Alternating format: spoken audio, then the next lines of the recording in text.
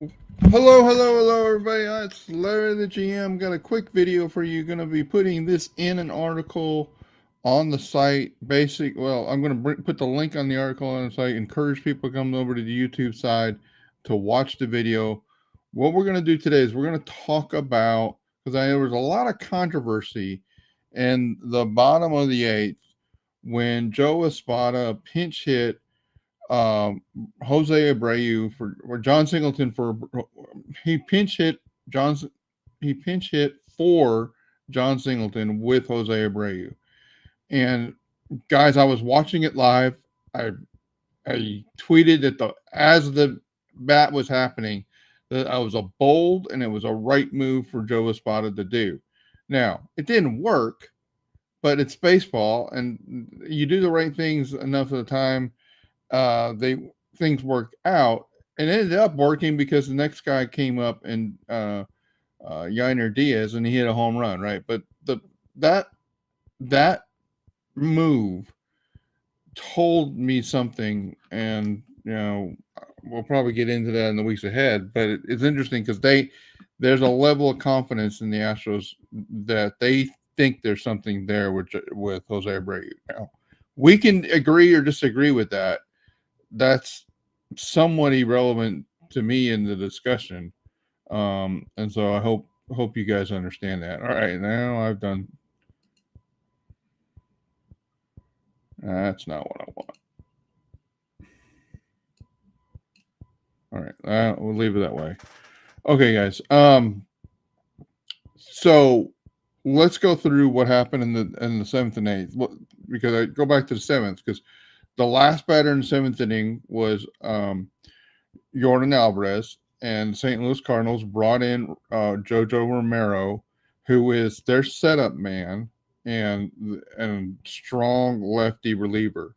Now, Jojo Romero, the night before on June 2nd, had pitched 14 pitches in that game, so they were going to him on back-to-back days. Now, we've done that all the time with the Astros pitchers, right? So that shouldn't be that big of a deal. But they were going to him after 14 pitches the night before. Now, Jordan Alvarez got out, okay, in the bottom of the seventh, but it took 8 pitches. So now Jojo Romero, who had been in the night before for 14 pitches, Alvarez takes 8 off of him, and he makes an out. So now they bring Romero back for the eighth. Now, why did they do that? Because the top guys in the order there were righties, right? So why are they bringing Joe Romero in, or why are they leaving him in? Well, because the rest of the Cardinals bullpen had been used up. They didn't have a lot of other great options. Let me see if I can show that to you real quick.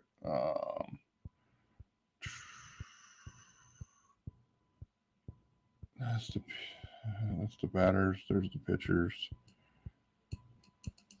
I don't know how well this will come across. Let's do it this way. All right, there you go. So they had already used Kittredge. I don't think they wanted. I don't remember if they used Libator or not, but their premium side of their bullpen, they had already used Kittredge. So they were trying to. They had a 1-run lead. They're trying to continue to use, and they had gone more than one inning with Romero before. So that's it was the game plan to keep Romero and get him to the eighth, and then turn it over to the closer for the night. All right. So what happened? Well, Alex Bregman tied the game on a 7-pitch at bat and hit a home run. Game tied. Save blown. Now, Romero's got 15 pitches on him after 14 the night before. Still not a disaster. Then Jake Myers comes up and he puts another 7 pitches on him and gets a single. Now, this is the point when one can argue that the Cardinals were ready for it. They could have pulled their reliever. But here's the thing.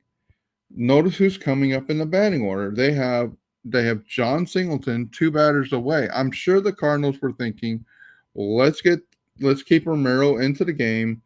to Singleton, and then we'll figure out. He'll be able to get out of the game by then.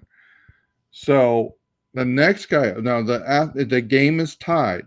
This is another strong move by I think of Espada here. He has Jeremy Pena sacrifice bunt. Now normally, guys, I'm not in favor of sacrifice bunts. That's not my thing. But clearly in the bottom of the eighth, the Astros were playing for one run to get the lead and turn the game over to Josh Hader and try to get a win last night. So now we have Jake Myers standing at second base. And Romero's at 24 pitches. They bring in Jon Singleton. Jon Singleton's up.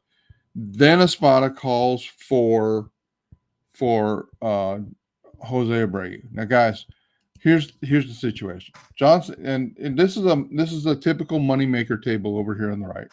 Jon Singleton is a terrible matchup. Look at JoJo Romero's numbers versus left-handed hitters. Okay, that's the top line here: the 256, the 127, 206. Those are his xWOBA numbers. Average xWOBA in the major leagues this year is 309.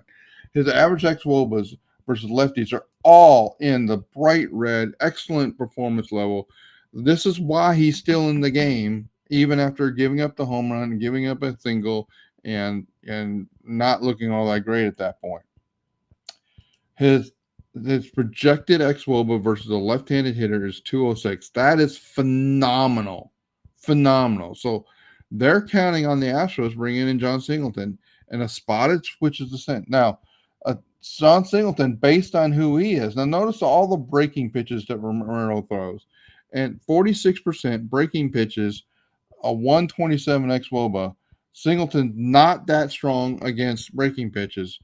And this is the story of this would have been that at bat is Jon Singleton was a 151 matchup. A 151 matchup with the game on the line, runner at second, one out, and needing to score a run to get the game. They go to Jose Abreu. Notice that the numbers versus righties are way more favorable than the righty for the hitting team than the numbers versus the lefty. It's an overall 303. That's 100 xWOBA point different. That is gigantic. Okay, so even Jose Abreu, who's been a massively disappointing hitter this year, this is a good move to put the righty in instead of the lefty versus JoJo Romero. Now, one can say, well, what about the other righties? Well, the bench at this point only has Caratini and Kessinger in. Caratini switch hitter, that's a 268, Kessinger 273. Guys, I know you don't want to hear this, but Jose Abreu, with his 312 matchup at that point in the game, was the right move to make. 312 versus 151 is a massive xWOBA advantage or improvement. So yes, he goes in and strikes out on 3 pitches, doesn't look good at it. That's an issue. That's another issue. We can have further discussions about if he continues to do that. I don't know how much longer he'll be here, but guys, if Jose Abreu is on this team, or his only value to the team is to play against good lefty pitchers, when Jon Singleton hasn't been good against good lefty pitchers this year, and a year that he's been really great. So he strikes out. Yainer Diaz comes up, and he's a 329 matchup because Yainer Diaz has interesting reverse splits or really strong splits versus right-handed pitching. I'm sorry, take that back. Yainer Diaz used to have reverse splits, but his numbers are really improving against lefties. You can see across the board his numbers in the moneymaker table. Like he's really good against breaking pitches, and Romero does not have a great fastball pitches. So overall 329 matchup, and he hits a home run. And guys, there's the story of this. Now, what exactly was the pitch that Yonder Diaz hit out? I'm curious. He hit a slider. He hits slider out, which given what was happened, Romero went to his good slider, and Yonder Diaz got it. Now it's now 6-4 at this point. Chas McCormick, still has beast-like numbers because these are 2023, 2024 hybrid Expova numbers. His 373 versus Romero. Now, at this point, Romero's pitched 28 pitches. I think the manager's saying, let's get this over with. We'll get out of it. We're down. If we don't come back, we won't need another pitcher. Let's just let this game get over with. And yeah, I'm not gonna have Romero tomorrow because I already used him up to 28 pitches over the last over this game, and then he's got 14 beyond that. So guys, Chas McCormick comes up 2 pitches later. He gets the air, gets on, steals second. Very important play for McCormick to get that stolen base, right? So he's standing in second. Now, at that point, the Cardinal manager says, let's bring in their 13th pitcher on the staff, the rookie that I don't have data in my moneymaker tables for. All right. So he brings in Altuve. Altuve hits the double. They put an insurance run on. And then 7-4, and then Mauricio Dubon flies out. And inning is finally over for the Cardinals. But guys, that I know the knee-jerk response is like, what are we doing? Jon Singleton's been good, and why are we putting in this terrible player, Jose Abreu? Guys, versus left hand, I need this fan base to get comfortable with the fact that until they decide to do something different, the only real use that Joe Espada has for Jose Abreu is against some lefty pitchers that profile for him to be a competitive bat against. Jojo Romero was that kind of hitter. So there you go, guys. That is the story from last night's game.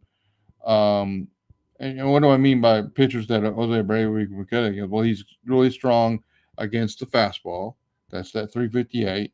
287 versus breaking pitches is not terrible. Jose Abreu is having over the last season and a half most issues with off-speed pitches. So there you go. Now this year those numbers are a disaster. I get it. It looks bad, but if they believe that Jose Abreu is better than he has been this year, they're going to use him in situations like this. Okay, guys, there you go. That's the story. And thanks for watching. And please like the video. Please subscribe to the YouTube channel. And please make a comment below. Thanks. Bye-bye.